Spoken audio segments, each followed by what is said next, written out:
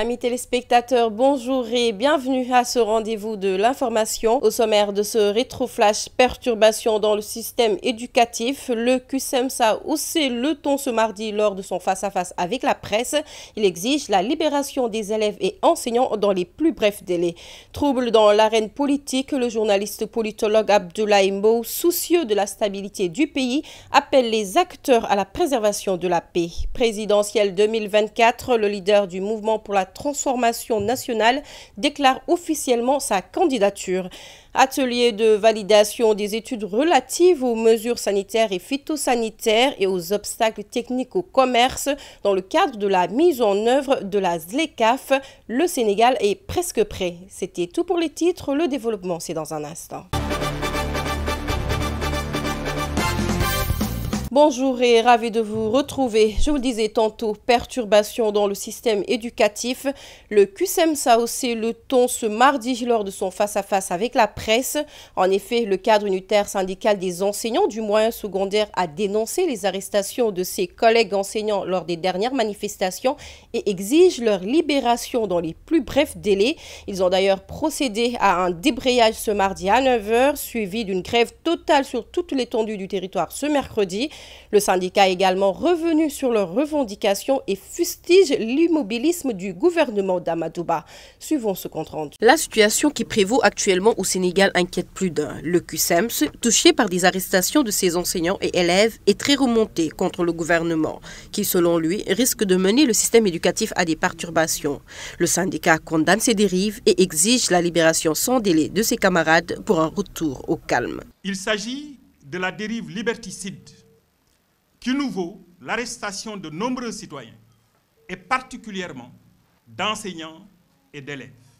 Des assassinats et tentatives d'assassinat de camarades ou de simples citoyens, de la violation de l'espace scolaire avec l'irruption de forces de l'ordre et le jet de grenades lacrymogènes dans l'enceinte de nos établissements.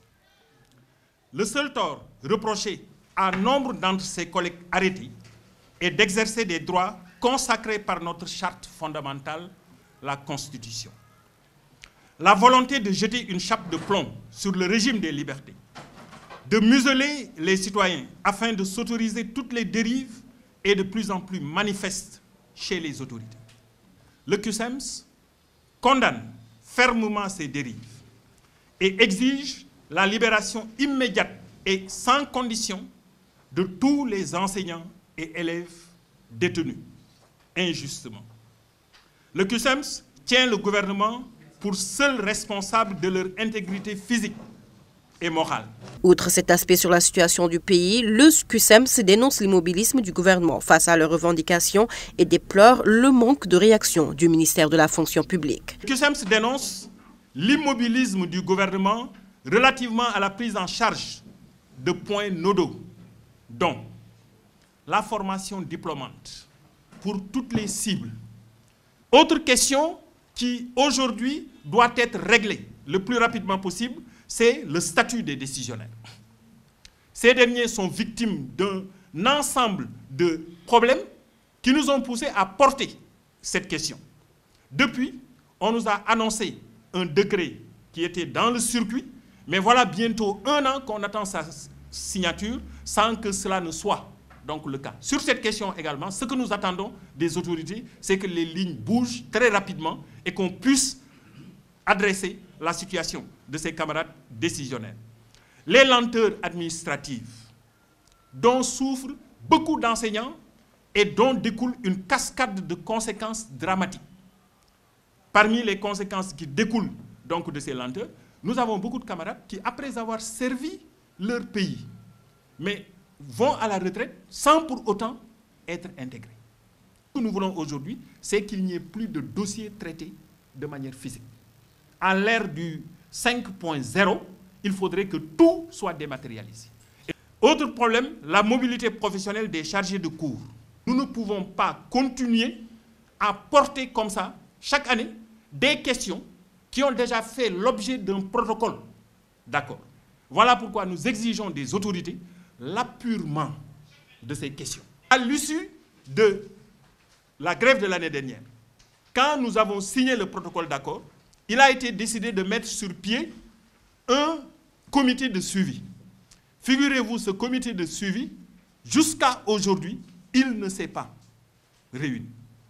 Et le ministre de la fonction publique, qui le préside, ne l'a pas convoqué, mais mieux, depuis qu'il est arrivé à la tête de ce département, mais il n'a pas pris contact avec donc, les responsables syndicaux. Donc c'est quelque chose en tout cas que nous déplorons. Le cadre unitaire syndical des enseignants du moyen secondaire prend en témoin l'opinion nationale sur des faits qui touchent ses élèves et enseignants et profite également de ce face-à-face avec la presse pour parler de son plan d'action et exiger la libération de ces derniers dans les plus brefs délais. Et toujours dans ce contexte de troubles dans l'arène politique, le journaliste politologue Abdoulaye Mbow s'inquiète de la situation du pays et parle de l'interpellation des 2 députés français à leur ministère de l'Europe et des Affaires étrangères. Pour le journaliste, les acteurs politiques doivent revenir à la raison et préserver la paix et la stabilité dans le pays. Il est joint par la rédaction. C'est le brouhaha total, tout simplement. La situation politique du Sénégal est abracadabreuse, tout simplement, parce qu'il y a des positions aujourd'hui et qui prouvent que les acteurs ne sont plus dans l'adversité. Ils ont dépassé l'adversité, ils sont totalement dans l'animosité politique. Ils se regardent en chien de faïence. Aujourd'hui, personne ne veut céder un iota d'espace à l'autre. Il y a une rupture totale de confiance. Il y a des arrestations multiples. Il y a véritablement certaines violations, pour ne pas dire des excès, au point que l'on ait assisté à la publication d'un rapport du département d'État américain sur véritablement l'état de déliquescence des droits, des libertés individuelles et collectives.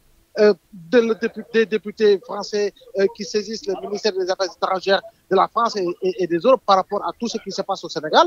Nous sommes tenir compte également des remarques faites par des organisations africaines, des organisations ou mouvements panafricains, que ce soit au Mali, au Burkina, un peu partout en Afrique. Ça veut dire qu'en réalité, tout le monde entier aujourd'hui regarde carrément le Sénégal par rapport à une situation politique très tendue avec de nombreux foyers de tension. Et si on y prend garde, malheureusement, on risque véritablement de verser dans ce que l'on ne souhaite pas, autrement dit, le chaos, tout simplement, parce qu'il ne faut pas avoir peur des mots. Je crois bien que les acteurs doivent revenir à la raison, savoir raison garder, et puis s'élever véritablement par rapport véritablement à une posture responsable, beaucoup plus responsable et responsabilisée qu'ils doivent avoir, afin justement de préserver la paix et la stabilité au Sénégal. Parlons à présent de la présidentielle de 2024. Le leader du mouvement pour la transformation nationale déclare officiellement sa candidature ce lundi. Mary Teuw Niane a décliné quelques pistes d'amélioration des conditions de vie des Sénégalais, notamment l'accès à l'eau potable, à l'électricité et aux soins.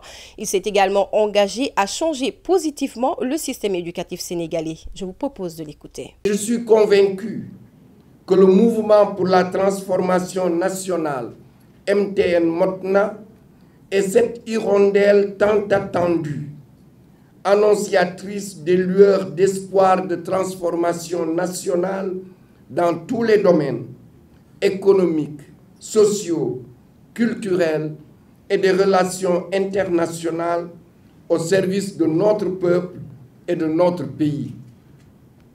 Chers compatriotes, ce lundi 20 mars 2023, en cette période de 5 ans de carême et à quelques jours du mois béni du Ramadan tant attendu par la communauté musulmane, période de pénitence et de dévotion, je m'adresse à chaque Sénégalaise et à chaque Sénégalais du Sénégal et de la diaspora pour déclarer solennellement ma candidature à l'élection présidentielle du 25 février 2024.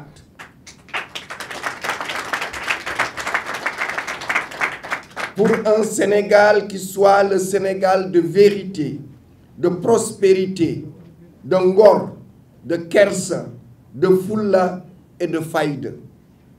Chers compatriotes, mathématicien ayant eu plusieurs fois l'opportunité de servir à l'étranger dans de grandes institutions d'enseignement supérieur, j'ai choisi de rester dans mon pays, de former des jeunes aux meilleurs standards internationaux dans des domaines de pointe de l'économie de la connaissance, d'offrir aux universités sénégalaises et africaines des dizaines de docteurs en mathématiques et en informatique de niveau international, de participer au rayonnement de notre pays grâce à mon appartenance à des sociétés savantes prestigieuses, de contribuer à l'accès à l'habitat des membres de la communauté universitaire saint-louisienne, d'apporter ma contribution à l'accès des jeunes à l'emploi.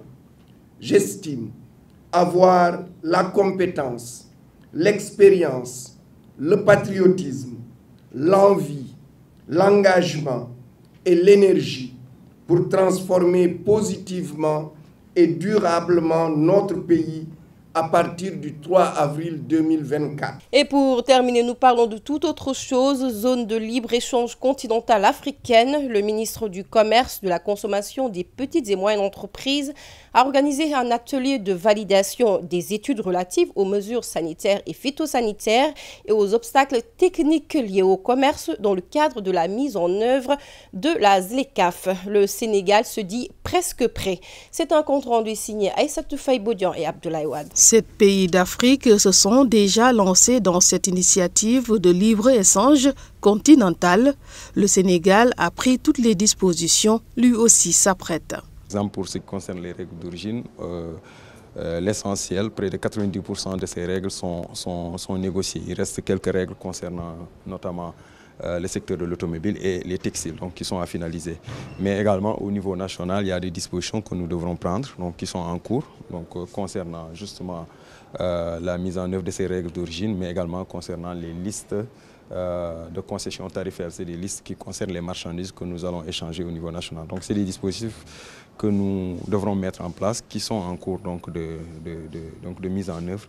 Et pour ce qui concerne le Sénégal, il faut qu'on finalise cela pour effectivement démarrer.